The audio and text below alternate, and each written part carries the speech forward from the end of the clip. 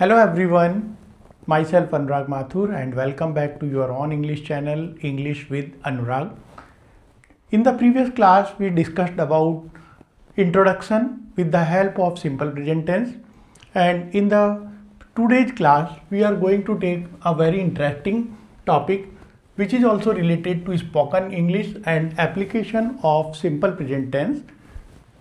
I told you about conversation in the previous class that we will discuss it in the next class, and today as I promised I am taking the same topic. Conversation means बातचीत, जो हम बातें करते हैं आपस में एक दूसरे से और कम्युनिकेट करते हैं, इंटरेक्शन करते हैं, तो उसमें सिंपल प्रेजेंट टेंस कैसे काम में आता है ये आज हम देखने वाले हैं। और जैसा कि हमने डिस्कस किया था, सिंपल प्रेजेंट टेंस का फॉर्मूला सब्जेक्ट प्लस वर्ब की फर्स्ट फॉर्म में एस ई एस या आई ई एस एज पर रिक्वायरमेंट हम ऐड करते हैं सब्जेक्ट के अकॉर्डिंगली, और फिर ऑब्जेक्ट, ये हमारा इसका स्ट्रक्चर रहेगा। इसके बाद where it is used, where we use simple present tense, तो मैं फिर से एक बार रिवाइज कर देता हूँ। फॉर हैबिट्स, आदतों के लिए, रूटीन, डेली रूटीन बताने के लिए, जैसे I get up early in the morning, I brush my teeth, I go to take a bath, and so on. And then for truth, universal truth, scientific truth, general truths, any truth, we can express it with the help of simple present tense. यानी कि कोई भी सत्य हम simple present tense की help से बहुत आसानी से एक्सप्लेन कर सकते हैं। और यहाँ पे इसके एक्सप्रेशन के लिए हमको स्ट्रक्चर चाहिएगा, सब्जेक्ट प्लस वर्ब की first form S E S, जैसे the sun rises in the east, the sun sets in the west, ये यूनिवर्सल ट्रूथ के रूप में, और water boils at 100 degree centigrade, it is scientific truth. So we express truths with the help of simple present tense. Then our schedule of buses, trains, flight, we can express it with the help of simple present tense. And our routine also, when we go to school, when we come back from school or office, we can express it with the help of simple present tense. And for giving any instruction, like we can say, please bring a glass of water, fetch me a glass of water. It is again simple present tense because here first form of the verb is used. Now any other, don't write on the wall, it is again an instruction, don't write on a wall. Don't go there, do not go there, and again it is an instruction with the help of simple present tense. तो हमने देखा simple present tense conversation में, बातचीत में भी हमारे बहुत काम का है। देखिए कहाँ मिस्टेक हुई, बात यह है कि हमने टेंस को पढ़ा, टेंस का एप्लीकेशन नहीं किया। अगर हम इसे एवरीडे लाइफ में उतार लेते तो इतनी दिक्कत नहीं आती। हमने इसे अपनी हैबिट में इंक्लूड नहीं किया, स्पीकिंग में इसे काम में नहीं लिया, इसलिए इतनी दिक्कतें हैं। और हम देखेंगे, मैंने बोर्ड पे बहुत तरह के सेंटेंसेज लिखे हुए हैं और ये फिर भी बहुत कम है। हम इससे भी बहुत ज़्यादा इसका एप्लीकेशन सिंपल प्रेजेंट टेंस का अपने कन्वर्सेशन में, इंटरेक्शन में, या यूँ कहें कि बातचीत में कर सकते हैं। तो देखते हैं कैसे। जैसे यहाँ कुछ यूजफुल सेंटेंसेज मैंने लिए हैं, some useful sentences of simple present tense which we use in conversation. Just see common questions and answers. अगर हमें कुछ क्वेश्चन पूछने हैं या उनके आंसर देने हैं तो हम उसमें भी सिंपल प्रेजेंट टेंस का बहुत आसानी से यूज करके और अपनी बात को कन्वे कर सकते हैं। देखते हैं कैसे। देखिए, व्हाट इज़ योर नेम, हम बहुत कॉमन क्वेश्चन है। किसी भी स्ट्रेंजर से हम मिलते हैं, पहली बार जब हम मिलते हैं तो हमारी पहली क्वेरी ये होती है कि आपका नाम क्या है, what is your name, what is your good name.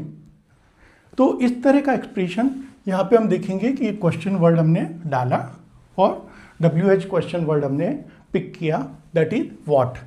इसके बाद हमने जो इज लगाया है यहाँ, ये बी का हमारा फर्स्ट फॉर्म लिया हमने, और सिंगुलर में होने से हमने इसको इज लिया।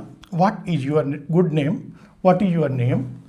और नेक्स्ट क्वेश्चन हमने लिया है what do you do mister या मिस या मिसेज, और हम उसके बारे में भी पूछ सकते हैं आप क्या करते हैं, और इनके आंसर भी इसी तरह से होंगे।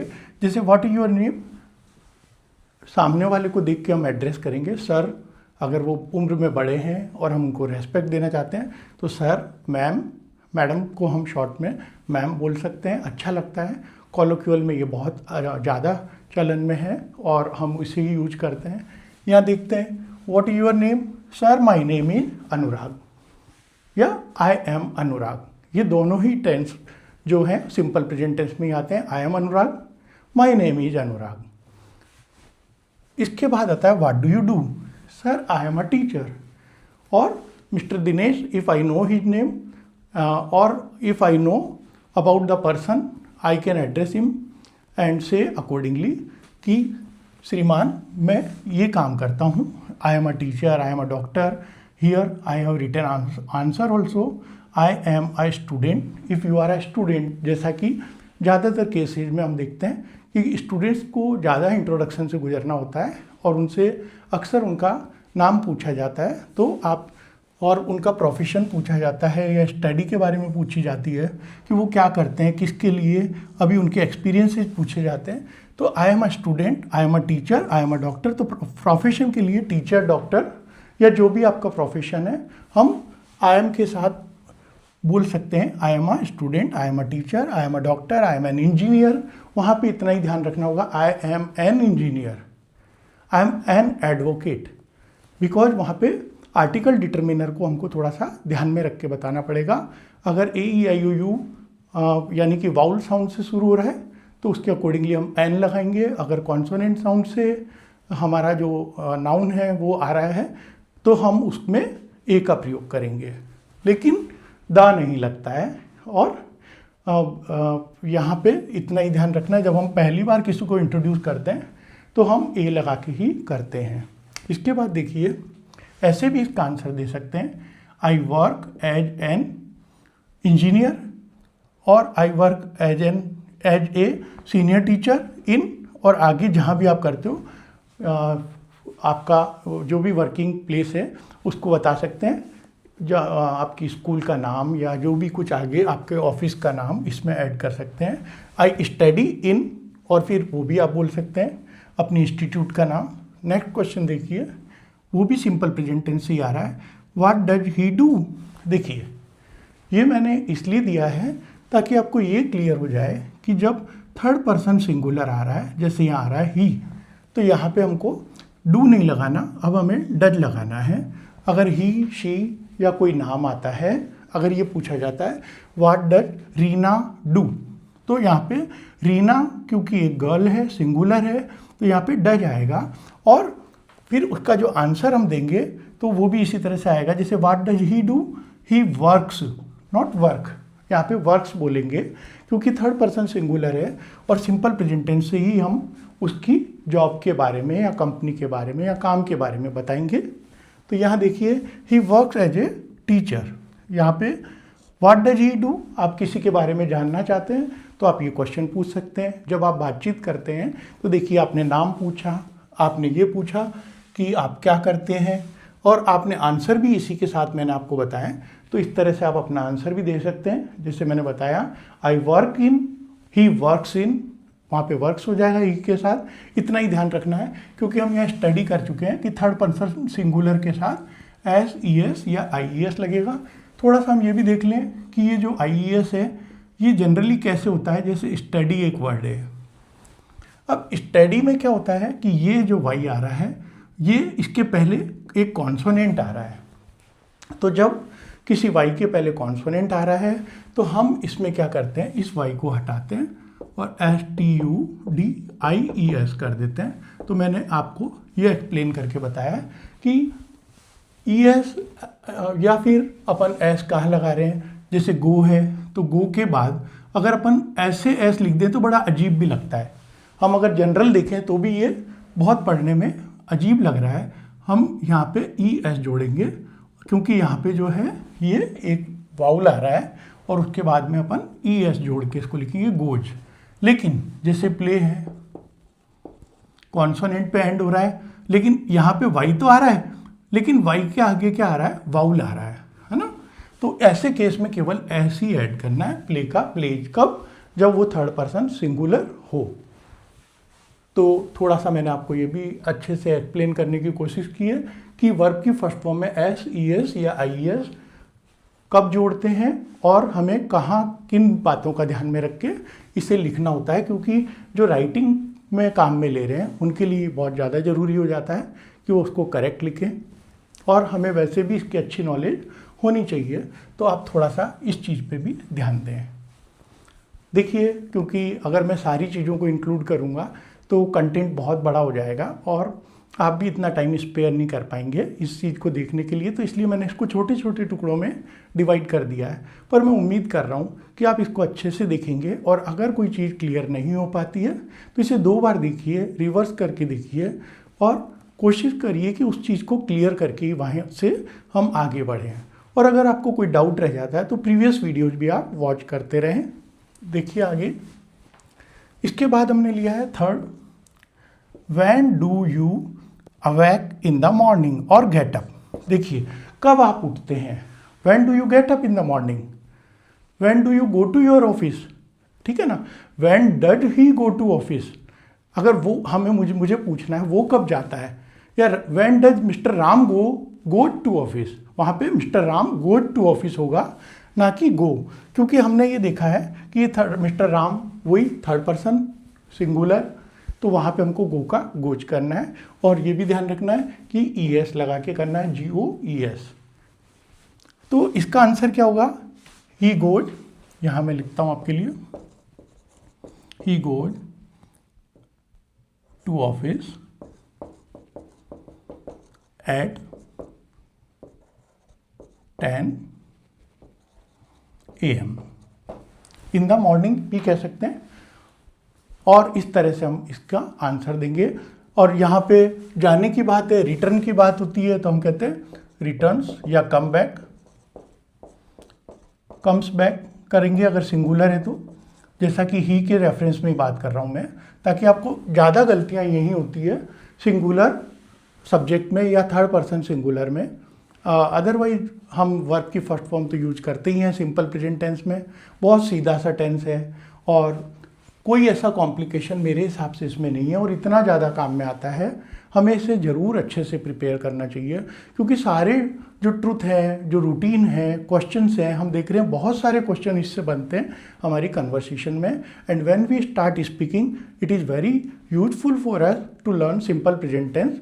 हम इसे प्रॉपरली सीखें और इसको बहुत अच्छे से अपने स्पीकिंग में यूज करें, तो आपको सारे फ़ायदे बेनिफिट्स इसके मिल जाएंगे।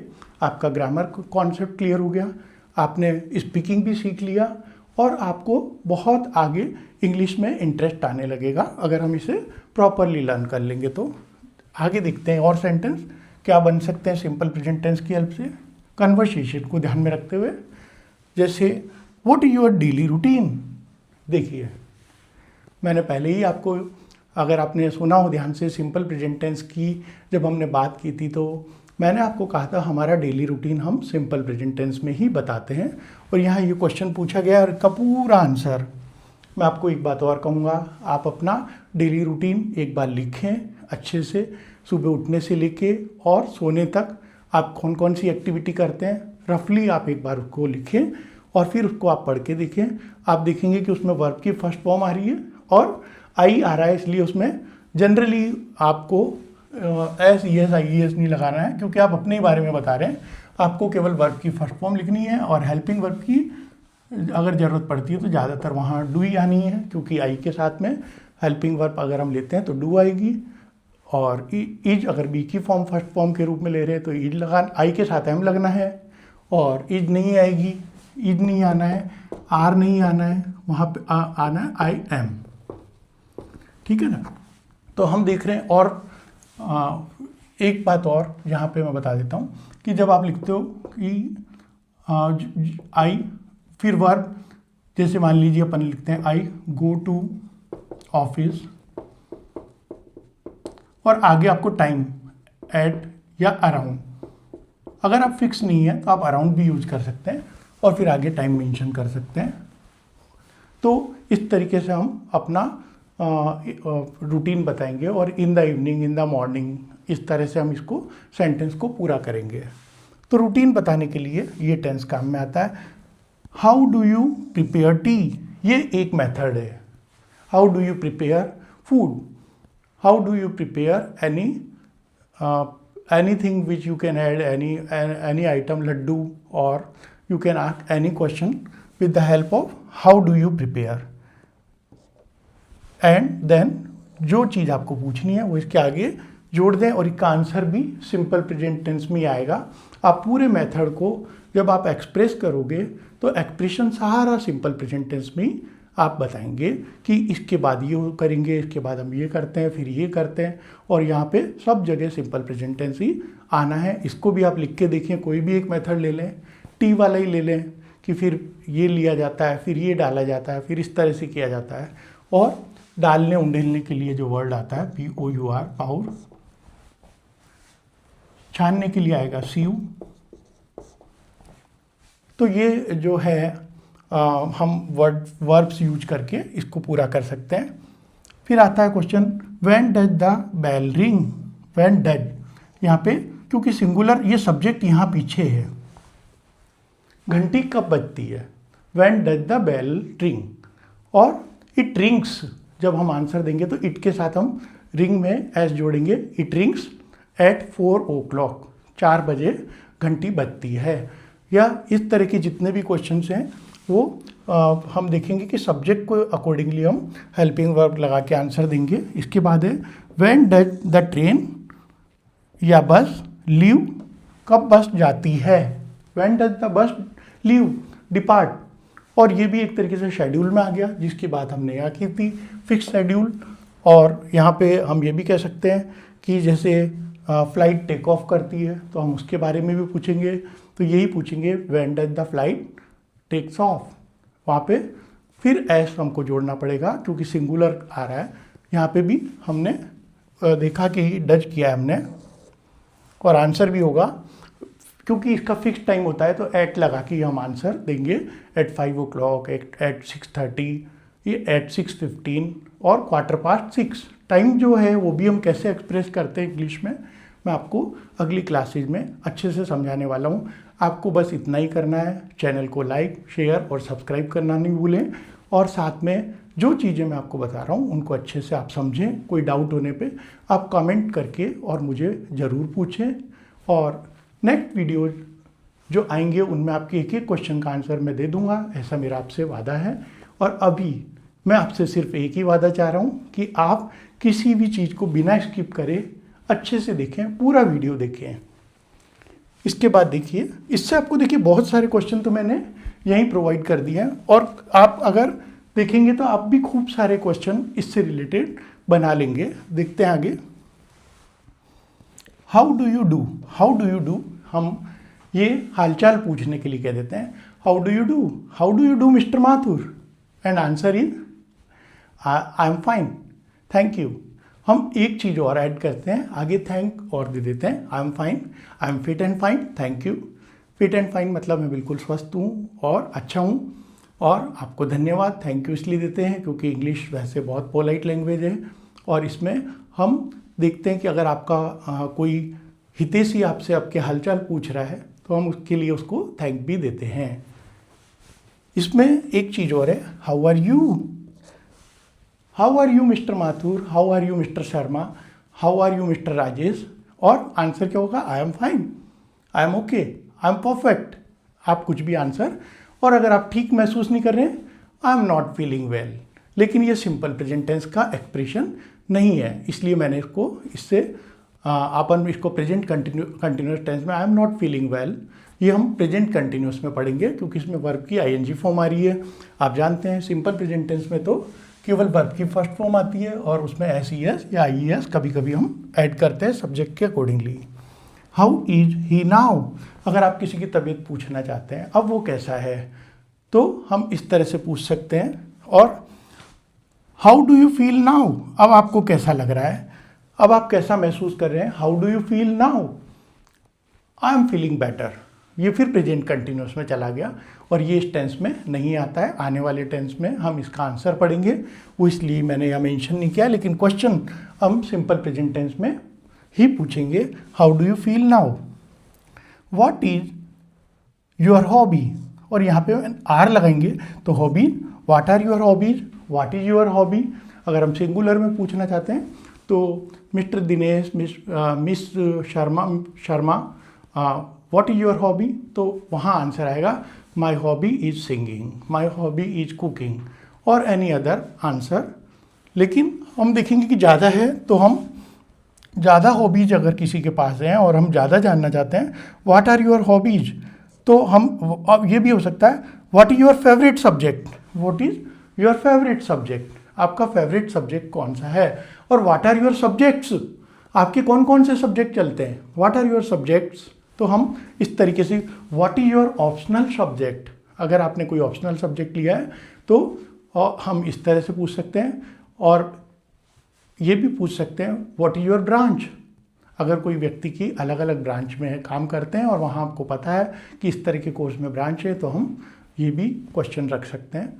तो what are your hobbies, hobby is, who is your favourite hero, heroine, और यहाँ पे हु से हम कर सकते हैं who is your English teacher, तो who is your best friend, again simple present tense. देखिए कितने एप्लीकेशन है, एक टेंस से हमको इतनी स्पीकिंग आने लगेगी कि हम काफ़ी सारे सेंटेंस और उसके वेज हम यहाँ पे देख सकेंगे कि किस तरीके से हम अपनी भावनाओं को, विचारों को अभिव्यक्त कर सकते हैं, जानकारियाँ कलेक्ट कर सकते हैं। और ये टेंस तो जानकारी कलेक्ट करने के लिए सबसे ज़्यादा उपयोगी है। अगर आपको किसी का नाम पूछना है, किसी के बारे में पूछना है, उसकी पसंद नापसंद पूछनी है, तो ये टेंस हमें बहुत मदद करने वाला है। यानी जनरल डायलॉग में हम इसको बहुत काम में लेते हैं। इसके बाद एक और, which is your favourite dish, which is your favourite subject, ये विच से बनने वाले क्वेश्चन है। तो विच मतलब कौन सा।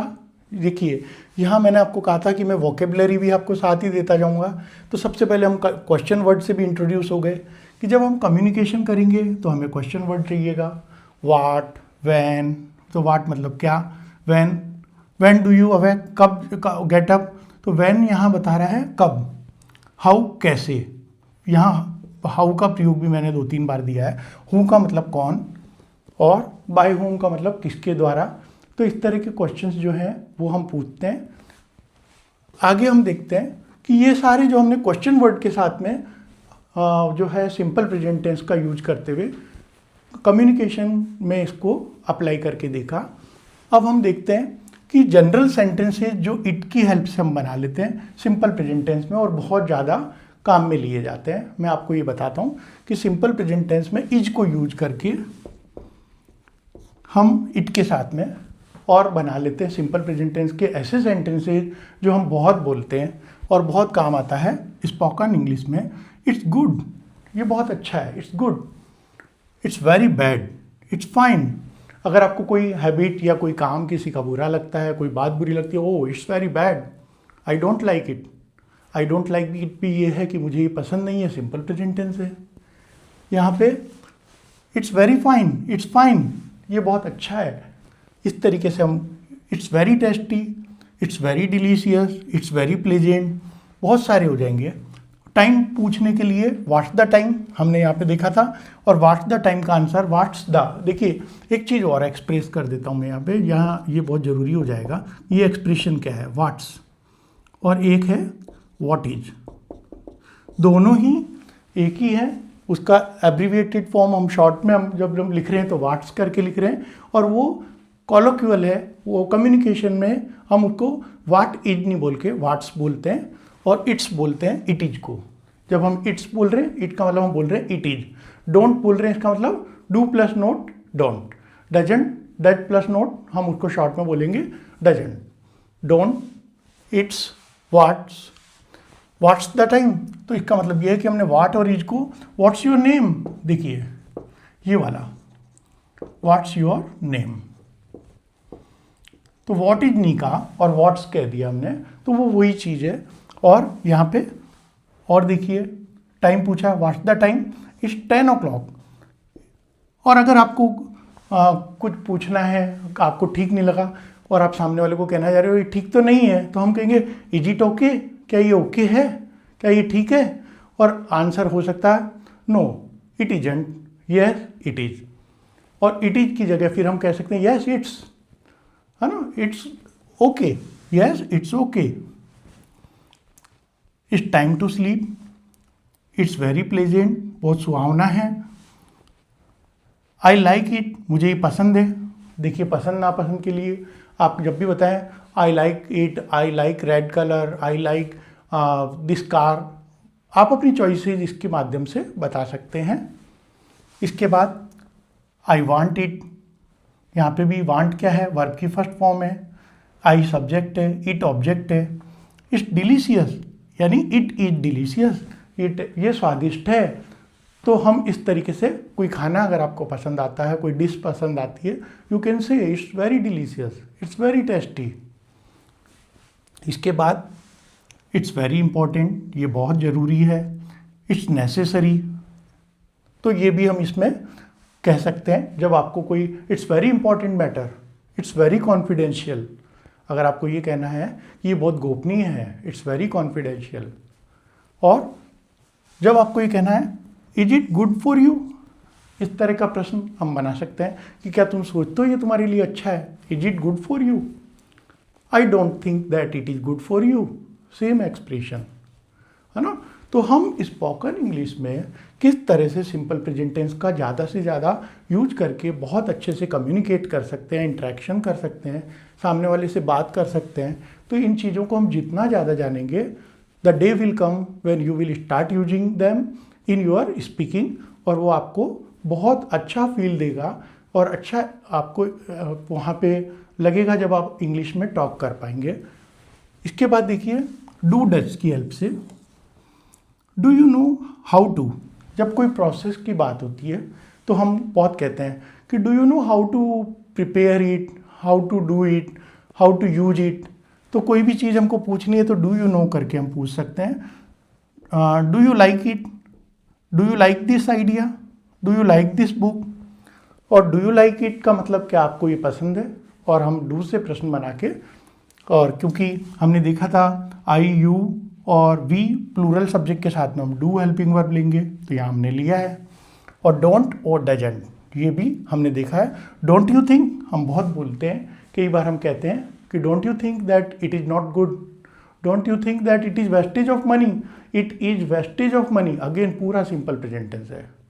Don't you think that we are spoiling our time, now one part is simple present tense but spoiling our time ये प्रेजेंट कंटिन्यूस है। इसका मतलब अब आने वाला टेंस जो हम पढ़ने वाले हैं वो प्रेजेंट कंटिन्यूस है। मैं आपको यही इंडिकेट कर देता हूँ कि नेक्स्ट क्लास हमारी प्रेजेंट कंटिन्यूस टेंस को लेके होने वाली है, और सबसे पहले हम उसकी ग्रामर बहुत अच्छे से देखेंगे, उसको कैसे हम कंस्ट्रक्ट करें, उसका क्या फॉर्मूला है, उसके क्या यूजेज हैं, ये हम देखेंगे।